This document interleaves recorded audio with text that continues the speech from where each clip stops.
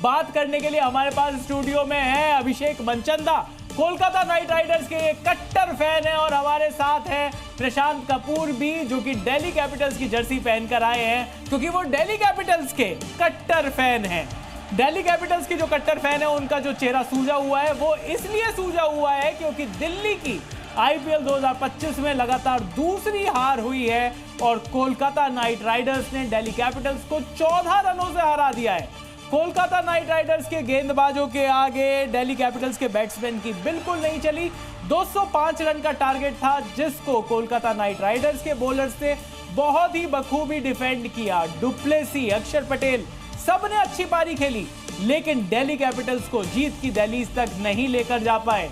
अजिंक्य रहाणे की Kolkata night Riders ने पहले मैच खेलते हुए, पहले बैटिंग करते हुए 20 ओवर में 9 विकेट खोकर बनाए थे 204 रन, और अक्षर पटेल के दिलवाले दिल्ली कैपिटल्स की जो बैट्समैन है वो 9 विकेट खोकर सिर्फ 190 रन तक ही सीमित रह गए। 14 रन से कोलकाता ने आईपीएल का 48वां मैच जीत लिया है। इस जीत के साथ क्या क्या बदलाव हुए हैं, पॉइंट्स टेबल में क्या बदलाव हुए हैं, यहाँ पर कोलकाता नाइट राइडर्स के फैंस के दिल में क्या बदलाव हुए हैं, वो सब डिस्कस कर लेते हैं हम।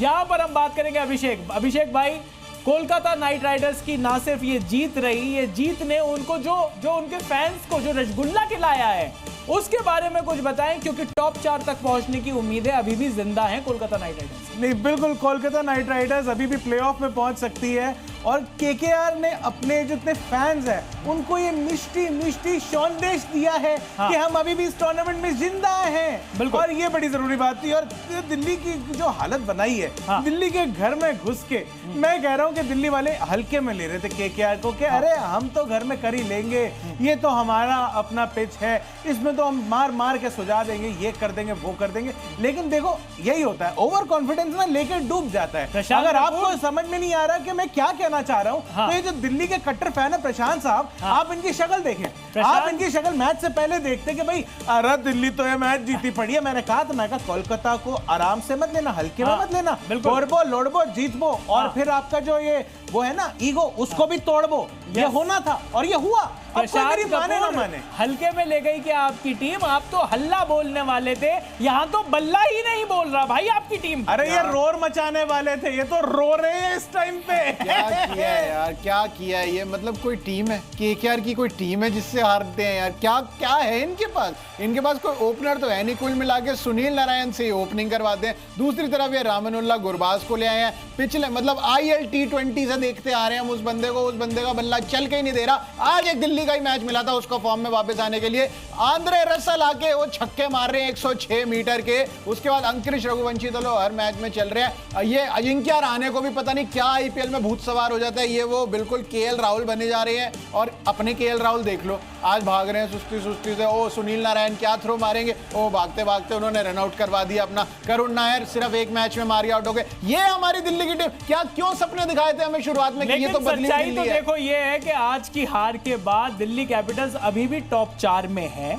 लेकिन सच्चाई ये भी है कि जो कोलकाता नाइट राइडर्स के जो फैंस थे, जिनको लग रहा था कि शायद बोरिया बिस्तर बन चुका है इस आईपीएल में, पिछला मैच पंजाब के खिलाफ था, वो मतलब नो रिजल्ट रहा मौसम की वजह से, वहां पर भी 1 पॉइंट मिला, और आज उन्होंने दिल्ली कैपिटल्स को 14 रन से हराकर अच्छे खासे 2 पॉइंट अपने पॉइंट टेबल में ऐड कर लिए हैं। आपके सामने स्क्रीन पर है कोलकाता नाइट राइडर्स का स्कोर कार्ड, और अभिषेक इस स्कोर कार्ड को मैं आपके साथ डिस्कस करना चाहता हूं, क्योंकि ये जो स्कोर कार्ड है इसमें 204 रन दिखाई दे रहे हैं, लेकिन एक भी बैट्समैन की 50 नहीं दिखाई दे रही। क्या यही आज के मैच में कोलकाता नाइट राइडर्स की तरफ से नॉकआउट पंच था? क्योंकि जिस तरीके से कोलकाता नाइट राइडर्स के बल्लेबाजों ने शुरुआत करी, यहां पर रामनुल्लाह गुरबाज 12 बॉलों में 26 रन, 5 चौके 1 छक्का। सुनील नारायण 16 बॉलों में 27 रन, 2 चौके 2 छक्के। 48 रन की पार्टनरशिप सिर्फ 3 ओवर में हो गई थी इन दोनों सलामी बल्लेबाजों की। अजिंक्य रहाणे कप्तान आते हैं, सिर्फ 26 रन बनाते हैं, लेकिन मात्र 14 बॉलों में 4 चौके 1 छक्का। रघुवंशी 32 बॉलों में 44 रन, 3 चौके 2 छक्के। वेंकटेश अय्यर 5 बॉलों में 7 रन 1 चौका। रिंकू सिंह 25 बॉलों में 36 रन, आंद्रे रसल 9 बॉलों में 17, रॉबमैन पॉवेल 5 बॉलों में 5, बाकी तो किसी ने कुछ खास नहीं किया, लेकिन 20 ओवर में 204 रन। अभिषेक, इस स्कोर कार्ड को देखकर खुशी हो रही है कि भाई 200 रन बनाए हैं आपकी टीम ने बिना किसी इंडिविजुअल 50 के। क्या यहीं से आपने दिल्ली को उनकी पटरी से उतार दिया आपकी टीम ने? क्योंकि माइलस्टोन्स के लिए नहीं खेले, कोई भी बैट्समैन कैरी फॉरवर्ड नहीं कर पाया, लेकिन फिर भी 200 के ऊपर का टारगेट दिया यार। नहीं देखिए, इसमें 2-3 चीजें नोट करने वाली हैं। एक ये कि पावर प्ले के अंदर लगभग 80 रन बनवा दिए थे। इनकी टीम ने जो बॉलिंग करी थी वो बिल्कुल खराब था। शुरुआत में इन्होंने जो मोमेंटम देना था वो केकेआर को दे दिया था, लेकिन फिर इनकी टीम की तारीफ भी होनी चाहिए कि बाद में जो इनफैक्ट केकेआर के भी जो बैटर्स थे वो अगर मार रहे थे तो वो 150 या 250 के हिसाब से स्ट्राइक रेट से नहीं मार रहे थे, वो आराम से ही मार रहे थे। उनका 150 से नीचे ही स्ट्राइक रेट था और उसके बाद ये 200 जो रन है ये कैसे ना कैसे करके बन गए, लेकिन टेल को इन्होंने बहुत अच्छी तरीके से संभाला। ये दिल्ली की खासियत है। बट जो शुरू में इन्होंने अपने आप को मार लगवा ली, देखिए वही चीज है कि लगभग 80 रन के करीब पावर प्ले में कोलकाता ने लगाए थे और दिल्ली का अगर आप पावर प्ले का स्कोर देखोगे तो लगभग वो 60 से नीचे ही था, 57-58 रन के आसपास ही था। अब आप यही देख लीजिए कि ये जो 13-14 रन का गैप आया, इवेंचुअली इतने ही मार्जिन से दिल्ली ये मैच हारी है। तो आपको यहीं से डिफरेंस देखने को मिल गया होगा। और ये बात आपकी बिल्कुल सही है कि ये टीम सिर्फ अपने पर्सनल रिकॉर्ड चमकाने के लिए नहीं खेल रही थी, ये खेल रही थी कि भाई जितना जो जैसे कर सकता है, इनको जो जो रोल दिया गया ये उस रोल को बखूबी निभाते गए और बहुत ही कामयाबी से इन्होंने अपने रोल को निभाया और इंटेंट दिखाई है कि भाई जो बंदा जैसे जैसे मारता चले अपनी पर्सनल 50, अपने पर्सनल 100, उस तरीके से स्कोर को देखने की कोशिश ना करे। चाहे वो रिंकू सिंह भी हो, ठीक है, उनका बहुत दिनों से जो है रंग नहीं दिख पा रहा है, हमें बल्ला उतना चल नहीं पा रहा है, लेकिन फिर भी वो ठीक ठाक रन बना के गए। और रहमानुल्लाह गुरबाज ने मतलब उन्होंने भी देखा कि भाई 12 बॉलों में 26 रन अगर आ गए हैं तो इन्होंने भी दिखाया कि भाई मैं यहाँ पे टिक के, अगर वो चाहते तो अपने बड़े रन मार सकते थे, भाई ये भी तो चाहेंगे कि मेरा ज्यादा रन बन जाएंगे, अगले सीजन में मेरे ज्यादा भाव बढ़ जाएंगे, मैं इधर से उधर हो जाऊंगा, लेकिन उन्होंने कहा नहीं, मुझे जो रोल दिया है मैं वो करूंगा। और यही डिसिप्लिन जो था, और डिसिप्लिन क्योंकि इस टीम के जो कप्तान साहब है वो है अजिंक्य रहाणे। अगर उनकी डिसिप्लिन की आपको कहानियां सुननी है तो आप कभी यशस्वी जायसवाल से पूछना कैसे उनको उठा के बाहर फेंक दिया था चलते मैच से, अपनी टीम का होने के बावजूद। आप उनसे पूछना वो कितने डिसिप्लिनेरियन है। और साथ ही साथ चंद्रकांत पंडित जी जो कोच हैं वो भी बहुत ही ज्यादा हार्ड टास्क मास्टर है। ये भी आशुतोष शर्मा से पूछ सकते हैं, ये बिल्कुल पूछा जा सकता है। कई अलग अलग इंटरव्यूज लगेंगे इनके, लेकिन ये टीम इसीलिए इस एक ही रास्ते पर चल रही है और अभी भी ये टीम को हल्के में अगर कोई भी टीम लेगी मुंह की खाएगी, ये गारंटी है। बिल्कुल हल्के में ले सकते हैं कोलकाता नाइट राइडर्स को या नहीं, ये तो हमें अल्टीमेटली जब हम पॉइंट्स टेबल देखेंगे वहां पर कौन सी टीम का क्या सिनेरियो बन रहा है वहां पर जाकर बात करेंगे। प्रशांत, इससे पहले कि मैं दिल्ली के बॉलिंग कार्ड आपको दिखाऊं, आप मुझे बताओ दिल्ली की बॉलिंग में क्या कमी थी? ये मैच जो दिल्ली हारी, आपके हिसाब से दिल्ली ये मैच कहां पर हारी? क्या उनकी बॉलिंग कमजोर पड़ गई? दिल्ली में ही हारी थी जी। नहीं, दिल्ली में तो हारी है, दिल्ली में अरुण जेटली स्टेडियम में ही हारी है, अपने घर में ही हारी है। ये बार बार आपने ये जो नमक उठाकर ये जो प्रशांत कपूर के जख्मों पर आप पूरा का पूरा ये जो रगड़ रहे हो, इसको थोड़ा सा मजा आ रहा है इनको। नहीं, इनको तो मजा आ रहा है, पर आपको कितना मजा आ रहा है? क्योंकि भैया दिल्ली कैपिटल्स की 5 मैचों में ये तीसरी हार है। आखिरी 5 मैच में दिल्ली 5 मैच में से 3 मैच हार चुकी है, जो 2 मैच जीती है उसमें से भी एक मैच वो मैच था जो सुपर ओवर में जाकर आप जीते हो, टाई मैच था वो। प्रशांत, ये वाला जो मैच था इससे कितनी उम्मीद थी? क्योंकि यहाँ पर कोलकाता की टीम आपसे नीचे की टीम थी, पॉइंट टेबल में आपसे नीचे की टीम है, लेकिन वहां पर उस टीम ने आपको बैटिंग में भी पटका, उस टीम ने आपको बॉलिंग में भी पटका। लेकिन आपको क्या लगता है कि आपकी टीम मैच कहां पर है? देखो, पूरी उम्मीद थी ये मैच जीतने की। जब मैच शुरू हुआ दिल्ली ने पहले बॉलिंग करने का भी फैसला किया, सबको लगा कि हाँ ठीक है, चेज करेगी दिल्ली, आराम से कर लेगी, कोई दिक्कत होगी नहीं। और जब हम बैठ के पहले भी मैच से डिस्कस कर रहे थे, हमें लग रहा था हाँ कोई दिक्कत होने नहीं वाली। लेकिन जिस हिसाब से दिल्ली ने अपनी बॉलिंग शुरू करी, जिस हिसाब से हम देख रहे थे पिछले 2-3 मैचेस में अक्षर पटेल जो थे वो पहले के पावर प्ले में आके ही अपने ओवर्स करवा रहे थे और वहां पे उनको विकेटें भी मिल रही थी और वो इकोनॉमी भी अच्छी रख रहे थे।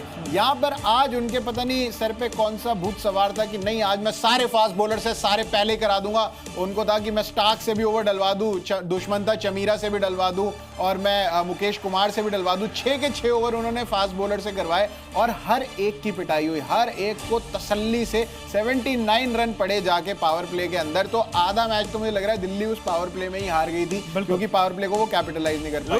रोना नहीं है प्रशांत, प्लीज रोना नहीं। आप अपने आंसू मत गिराइए, देखिए बड़ा बुरा लगता है आपके। गिर गए क्या नीचे जमीन? अरे बहुत सारे टप टप टप हुए जा रहे हैं। चलिए मतलब दिल्ली का बॉलिंग कार्ड दिखा देते हैं यहाँ पर। आंसुओं के साथ तो चलो ये प्रॉब्लम है, पर ये दिल्ली के बॉलिंग कार्ड से पहले जो आपको मैं अगर एक चीज पूछूं, यहाँ पर आपने अक्षर पटेल की बात करी कि अक्षर पटेल ने यहाँ पर बॉलिंग नहीं लगाई, खुद को भी मौका नहीं दिया, स्पिनर्स को भी मौका नहीं दिया। अक्षर पटेल की कप्तानी पर भी सवाल उठेंगे क्या? बिल्कुल उठेंगे, क्योंकि देखो पिछले मैच में भी जहां पर शायद सबको लग रहा था, इवन कमेंटेटर्स भी जो कमेंट्री कर रहे थे उसमें भी सबको लग रहा था पिछले मैच में कि शायद अक्षर पटेल स्टार्क का ओवर 19वां करवाएंगे और 20वां ओवर शायद दुष्मंता चमीरा से कराएंगे। लेकिन आज आप देखो स्टार्क ने पहले 4 ओवर जो अपने पूरे जो 4 ओवर में 43 रन दिए, 3 विकेट जरूर निकाली, लेकिन 10.75 की इकोनॉमी रही उनकी। उसके बाद दुष्मंता चमीरा ने 3 ओवर में 46 रन खाए, 1 विकेट जरूर निकाली, लेकिन 15.33 की इकोनॉमी इनकी रही। मुकेश कुमार आज 2 ही ओवर इनसे करवाए, जहां इनकी बॉलिंग आज ठीक हो रही थी, सिर्फ 17 ही रन खाए थे इन्होंने, आज इनसे और ओवर डलवाया नहीं। जहां पिछले मैच में इन्होंने 3 ओवर में 38 रन खा रखे थे, वहां इनसे 19वां ओवर करा दिया, जो इन्होंने 3 बॉलों में 17 रन खा के खत्म कर दिया। तो ये भी समझ से परे था थोड़ा। विपराज निगम 4 ओवर में 41 रन इन्होंने खाए, 10.25 की इकोनॉमी रही, 2 विकेट इनके साथ आई। और अक्षर पटेल 4 ओवर 27 रन, और यहाँ पे सिर्फ 27 रन खाए, 6.75 की इकोनॉमी। और कुलदीप यादव के भी 3 ओवर में 27, 9 की इकोनॉमी आई, कोई विकेट नहीं आई। लेकिन आप फिर भी देखो तो जो स्पिनर्स हैं वो कंपैरेटिवली फास्ट बॉलर्स से उन्होंने अच्छा जो है वो बॉलिंग करके दिखाई है, और फास्ट बॉलर्स की यहाँ पे पिटाई हुई है। तो कहीं ना कहीं तो देखो कैप्टनसी पे अक्षर पटेल के सवाल उठेंगे। और जब और आप कह रहे हो कि स्पिनर्स ने बढ़िया बॉलिंग करी है, आप कह रहे हो कि स्पिनर्स ने बढ़िया बॉलिंग करी है, भाई कुलदीप यादव के 4 ओवर नहीं हुए। मैं ये समझ सकता हूं कि जब 6 बॉलर्स अगर कोई भी कप्तान लेकर आएगा तो कोई तो उसका एक बॉलर होगा जिसके 4 ओवर कंप्लीट नहीं होंगे। लेकिन जब आप देखते हो कि पहले 6 ओवर में हर फास्ट बॉलर की पिटाई हो रही है, मिचेल स्टार्क की भी पिटाई हो रही है, दुष्मंता चमीरा की भी पिटाई हो रही है, क्या आपको नहीं लगता था कि छठे ओवर में कम से कम किसी स्पिनर को इंट्रोड्यूस किया जाता? यहाँ पर हम बार बार बात कर रहे हैं आउट ऑफ द बॉक्स कप्तानी की, ये बिल्कुल आउट ऑफ द इनबॉक्स कप्तानी। हाँ और यहाँ पर मतलब मुझे नहीं समझ में आ रहा कि किस तरीके की अक्षर पटेल की कप्तानी को जज किया जाएगा। देखिए मतलब कप्तानी का आप हाल देखिए, दुष्मंता चमीरा जो है वो अलग गलत फोटो लगा कर आ गए, मोहित शर्मा आ गए, मोहित शर्मा की फोटो लगा कर आ गए। पर कह रहे मतलब ये देखिए मतलब दिल्ली के जो बॉलिंग है, लोगों के चेहरे उतर गए, रंग उतर गया, इस तरीके की चीजें रही हैं। लेकिन दिल्ली कैपिटल्स की अगर बॉलिंग की हमने बात करी यहाँ पर, जिस तरीके से अक्षर पटेल की कप्तानी के ऊपर, और शुरुआत से ही हम बात कर रहे हैं अक्षर पटेल की कप्तानी, और मतलब लेकिन मुझे तो ऐसा लगता है कि जो भी इंसान, जो भी इंडियन क्रिकेटर है और उसको नया नया कप्तान बनाया जाता है, मेरे ख्याल से हर किसी को ना बड़े होके MS धोनी बनना है। कि वो जो आप डिसीजन देते हो ना कि अनऑर्थोडॉक्स डिसीजन है, तो ट्रिस्टन स्टब्स से डलवा देना थे बॉल फिर। तो वो भी डलवाए थे उन्होंने कुछ मैच पहले, और उन्होंने खुद कहा था, वो मैच जीत गए थे, और उन्होंने खुद कहा था कि अगर ये मैच हार जाता मैं, तो लोग बोलते मेरे से कि ट्रिस्टन स्टब्स से मैंने क्यों बॉलिंग करवाई, आज मेरे से कोई नहीं पूछा क्योंकि मैं जीत गया। लेकिन वो ऐसे काम करते आ रहे हैं, और ये मेरे ख्याल से सबको यही अंदर से कीड़ा है कि कुछ ना ऐसा अलग कर जाऊं कि सारे बोले कि भाई ये तो सिर्फ धोनी भाई करते थे और अब मैं करता हूं। अक्षर भाई शायद ऐसा कुछ एक्सपेरिमेंट कर रहे हैं। लेकिन चलो अक्षर भाई की भले ही कप्तानी बहुत बढ़िया नहीं चल रही हो, लेकिन एक चीज जो उनकी अच्छी चल रही है वो है बॉलिंग के साथ बैटिंग। आज भी जब दिल्ली कैपिटल्स की टीम पूरी बैटिंग करने के लिए आई और 3 विकेट जब जल्दी जल्दी गिर गए, तो एक सॉलिड पार्टनरशिप करने के लिए अक्षर पटेल ही आए। फाफ डू प्लेसी के साथ उनकी एक अच्छी पार्टनरशिप भी हुई। अक्षर पटेल के हाथ में इंजरी भी थी, ऐसा लग रहा था कि काफी दर्द से काफी परेशान है, पर फिर भी उन्होंने अच्छे रन मारे। दिल्ली कैपिटल्स की आपको बैटिंग का कार्ड दिखाते हैं किस तरीके से दिल्ली कैपिटल्स ने ये जो कोलकाता नाइट राइडर्स ने ये जो 205 रन की जो चुनौती दी थी, 204 रन उन्होंने बनाए थे मैच जीतने के लिए, 205 रन की ये जो चुनौती थी, जब दिल्ली इस चीज को अचीव करने के लिए उतरी, जब दिल्ली लाल किला जीतने के लिए उतरी, तो यहाँ पर कुछ और उनका किला लाल कैसे हो गया ये हम आपको दिखा रहे हैं इस स्कोर कार्ड में। अभिषेक पोरेल 2 बॉलों में 4 रन, 1 चौका उन्होंने लगाया पहली बॉल पर, दूसरी बॉल पर आउट। दिल्ली को शायद ओपनिंग पार्टनरशिप मुझे याद नहीं आ रहा है इस IPL 2025 में किसी मैच में ढंग की उनको ओपनिंग पार्टनरशिप मिली होती। आज फाफ डू प्लेसी चले, इनके जो ओपनिंग पार्टनर थे, 45 बॉलों में 62 रन इन्होंने बनाए, अच्छी इनिंग इन्होंने खेली, 7 चौके 2 छक्के उन्होंने लगाए। यहाँ पर बढ़िया उनकी पारी आई। लेकिन करुण नायर जो ऑलरेडी एक पारी उन्होंने बहुत ही शानदार खेली थी, यहाँ पर 13 बॉल में 15 रन बनाकर वो आउट हो जाते हैं। केएल राहुल 5 बॉलों में 7 रन बनाकर रन आउट होते हैं, और वो भी किसकी थ्रो पर? सुनील नारायण की थ्रो पर। सुनील नारायण से तेज थ्रो मैं मार सकता हूँ, लेकिन सुनील नारायण की थ्रो पर केएल राहुल बीट नहीं कर पाए, वो रन आउट हुए। अक्षर पटेल ने 23 बॉलों में 43 रन बनाए, 4 चौके 3 छक्के, और ये अक्षर पटेल ने बहुत ही बढ़िया साझेदारी करी थी, क्योंकि जब 60 रन पर तीसरा विकेट गिर गया था केएल राहुल का, अक्षर पटेल आए और उसके बाद 76 रन की पार्टनरशिप हुई, क्योंकि चौथा विकेट अक्षर पटेल का जब गिरा तब 136 रन बने। ट्रिस्टन स्टब्स इनको, और यहाँ पर अभी मैं आऊँगा डिस्कशन में कि ये जो दिल्ली कैपिटल्स के जो फिनिशर है, ये जो दिल्ली कैपिटल्स का मिडिल ऑर्डर है, वो कहाँ गया। ट्रिस्टन स्टब्स 3 बॉल में 1 रन बनाकर आउट। विपराज निगम को आज मौका दिया गया, लास्ट तक खड़े रहे, 19 बॉलों में 38 रन इन्होंने बनाए, 5 अनऑर्थोडॉक्स चौके और 2 अनऑर्थोडॉक्स छक्के इन्होंने भी लगाए। आशुतोष शर्मा पहला मैच जिताकर ऐसा लगा था कि दिल्ली कैपिटल्स ने बहुत ही बड़ा फिनिशर एक अनर्थ कर दिया है, एक अनरैप कर दिया है, एक बहुत बड़ा फिनिशर। 6 बॉलों में 7 रन बनाते हैं, आउट हो जाते हैं। मिचेल स्टार्क पहली बॉल पर आउट। दुष्मंता चमीरा 3 बॉल में 2 रन और कुलदीप यादव 1 बॉल में 1 रन। दिल्ली कैपिटल्स की टीम 20 ओवर में 190 रन बना पाई, 9 विकेट खोकर वो आउट हो गए। ये जो 76 रन की जो साझेदारी की बात कर रहा था, शायद दिल्ली कैपिटल्स की तरफ से सबसे बढ़िया पार्टनरशिप यही थी, जब 42 बॉलों में चौथे विकेट के लिए फाफ डू प्लेसी और अक्षर पटेल के बीच में ये 76 रन की साझेदारी हुई। जल्दी विकेट का गिर जाना। आज ऐसा लगा था कि दिल्ली की टीम जब चेस करेगी तो शायद बेटर टेम्पलेट के साथ चेस करेगी। दिल्ली के साथ ये क्या गलत हो रहा है? और ये जो अभिषेक पोरेल है, एक अभिषेक आपके साथ में खड़े हुए हैं जो आपकी दूसरी टीम से जीते हैं, जिस टीम को आप पसंद नहीं करते तो वो टीम जीती है, और एक आपके अभिषेक पोरेल भी हैं, इनको रिटेन किया था अनकैप्ड कैटेगरी में आपकी टीम ने। हाँ, आप मुझे बताइए इनकी परफॉर्मेंस के बारे में कुछ 2-4 बढ़िया शब्द हैं आप। मतलब देखिए, दोनों अभिषेक इनको दर्द देने के लिए बने हैं। बिल्कुल, हाँ, एक बंदा मेरी अपोजिट टीम में खड़ा रहता है हर टाइम, और एक बंदा मेरी ही टीम से वो विभीषण बन के बैठा हुआ है कि वो आते हैं, मतलब वो मार देंगे 5 बॉलों के अंदर 20 रन मार देंगे, कोई एक ना एक ओवर वो तोड़ देते हैं बिल्कुल अभिषेक पोरेल, और उसके बाद फिर वो ऐसे बन जाते हैं कि जैसे उनको बॉल समझ ही नहीं आ रही। दूसरी तरफ एक जेक फ्रेजर मगर करके ऐसा एक राक्षस दिल्ली ने रिटेन किया था, राइट टू मैच कार्ड करके इतनी खुशियां मना के लिया था कि भाई ये बंदा, उसका अभी तक का आईपीएल के अंदर एक सीजन के अंदर 240 का स्ट्राइक रेट था पूरे सीजन में, जब वो पिछले सीजन खेला था, और वो भी जब हटाया था क्योंकि वो डेविड वार्नर या फिर कोई जो था वो ओपनर नहीं कर पा रहे थे ठीक से, वहां वो बढ़िया खेले। इस सीजन वो बिल्कुल फ्लॉप रहे, जो उनके हाईएस्ट रन आए वो 25 बॉलों में 27 आए, उनको हटाना बनता था। लेकिन उसके बाद फाफ डू प्लेसी, वो एक बार उनकी 50 आई थी, फिर वो इंजर्ड हो गए थे उसी मैच में, उसके बाद वो 2-3 मैच खेले नहीं। तो दिल्ली की कोई ओपनिंग पेयर सेट ही नहीं हो पा रहा है। शायद दिल्ली के दिमाग में ये चीज़ होगी कि हम शुरुआत जो करेंगे वो जेक फ्रेजर मगर और फाफ डू प्लेसी से करेंगे, दोनों जो है वो इंटरनेशनल ओपनर्स होंगे, थोड़ा मजा आएगा। लेकिन अब उनको जुगाड़ करके, अब दिल्ली में जुगाड़ ही चल रहा है हर चीज का, वो अब जुगाड़ से अभिषेक पोरेल को फिट किया है, अब वो अभिषेक पोरेल चले जा रहे हैं। उसके बाद करुण नायर एक पारी उन्होंने बहुत तगड़ी खेल दी, तो उनको परमानेंट 1 डाउन का स्पॉट उनके लिए जो है वो फिक्स कर दिया है कि भाई आप आओगे 1 डाउन पे। वो भी 15, 20, 17, 18 इतने रन मार के बीच में तो उनसे ओपनिंग भी कराई गई, जब ओपनर नहीं थे फाफ डू प्लेसी, तो उन्होंने ओपनिंग भी करी वहां पर, तो वहां पर भी थोड़ी सी वहां प्रॉब्लम रही, और बैटिंग कार्ड हम लगातार आपको दिखा रहे हैं, पर डिस्कशन हम जारी रखते हैं इस चीज के ऊपर जी। और केएल राहुल भी आए, और केएल राहुल भी मतलब टिकने को टिक जाते हैं वो, लेकिन आज जिस हिसाब से वो रन उन्होंने भागा, एक तो पहली बात वो रन वहां पे था ही नहीं, वो बिल्कुल हाथों में थी सुनील नारायण के, लेकिन सिंस सुनील नारायण की रेपुटेशन ऐसी है कि भाई उनसे तो थ्रो हो ही नहीं पाती है, तो उन्होंने जो वो रन आउट किया और वहां पर डायरेक्ट हिट मारी, मुझे लग रहा है सुनील नारायण को भी नहीं पता था कि वो बॉल जाके सीधा विकेटों पे लग जाएगी, ना वो केएल राहुल को पता था, ना वो गुरबाज को पता था। वो केएल राहुल की जो विकेट की, मुझे लग रहा है सबसे बड़ा टर्निंग पॉइंट वो शायद वही था जो केएल राहुल की विकेट थी वहां पर। तो चलिए, मतलब यहाँ पर ये दिल्ली की जो हमने बैटिंग के बारे में तो हमने बात कर ली, लेकिन अब मैच का बाबर आजम के बारे में ही बात कर ले। क्या मैच का बाबर आजम वैसे तो वो प्लेयर होता है जो कि अपनी टीम की खराब परफॉर्मेंस के लिए काम करता है।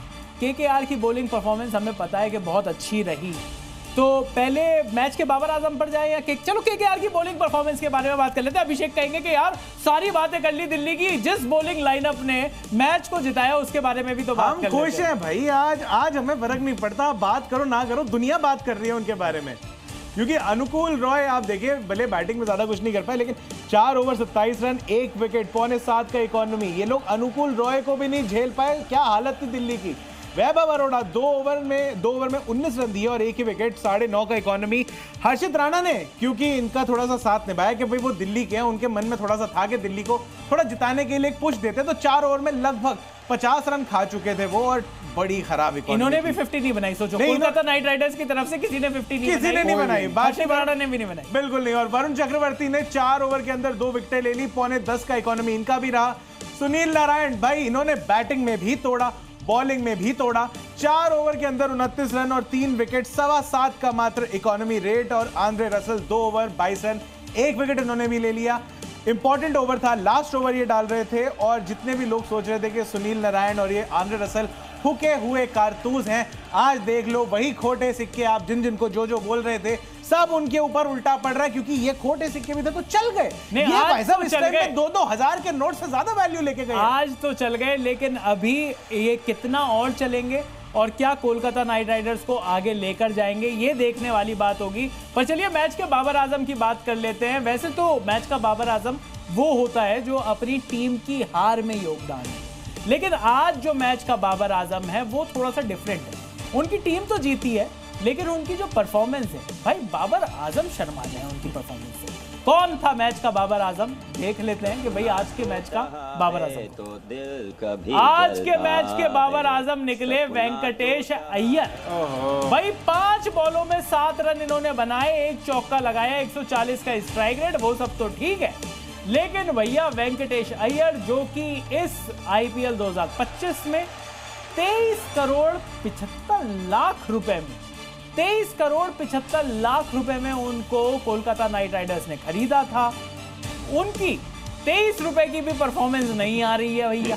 तो ये तो वेंकटेश अय्यर की परफॉर्मेंस है। और अभिषेक, वेंकटेश अय्यर की परफॉर्मेंस पर मतलब हम बहुत बार बात कर चुके हैं, कितने लगातार कितने पैसे में रिटेन करें इनको? 23 रुपए में 23 रुपए 23 करोड़ 75 लाख। अच्छा, सड़ गए सड़ गए। देखिए जब आपकी टीम टॉप 4 में 140 के स्ट्राइक रेट पे अगला लड़का मार रहा है, ठीक है भाई, मारते मारते यही तो इंटेंट होती है। 140 पे, अरे 7 रन ही तो मारे हैं। अरे तो 140 का स्ट्राइक रेट था ना भाई, यही तो इंटेंट कहलाती है ना, मारते मारते आउट हो गया।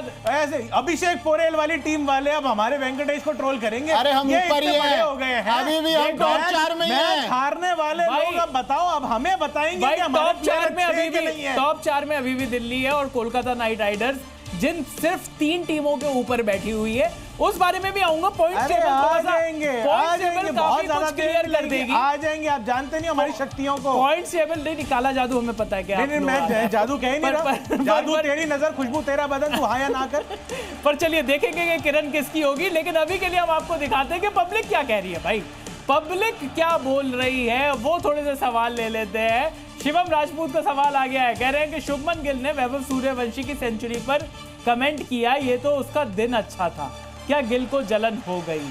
अभिषेक भाई, क्या गिल को जलन हो रही है? और मतलब ये कहना भी है कि भाई दिन अच्छा था, नहीं परफॉर्मेंस बहुत शानदार थी भाई। हाँ वो कह रहे थे, उनसे पोस्ट मैच पूछा गया तो कहते हैं क्या ही बोलूं, इट वाज हिज डे। अब तो फिर वही बात है कि उसके ऊपर जो अजय जडेजा साहब है, फॉर्मर इंडियन क्रिकेटर, उन्होंने भी बोला कि भाई तारीफ करनी तो कर दो ना ढंग से, आप इंडिया के वाइस कैप्टन भी हो, बिल्कुल आप इतने सामने वाली टीम के कैप्टन हो, सीनियर मतलब वर्ल्ड ओवर इंटरनेशनल क्रिकेट के स्टार हो, आप अगर एक छोटे से लड़के की सेंचुरी के लिए थोड़ी तारीफ कर दोगे तो आपको क्या चला जाएगा? मुझे लगता है सूर्यवंशी का जिस तरीके से उन्होंने पिटाई करी उसका कोई जवाब नहीं था। नितिन चौधरी कह रहे हैं कि पिटाई से याद आया, पाकिस्तान क्रिकेट बोर्ड को तबाह करने की प्रक्रिया क्या है?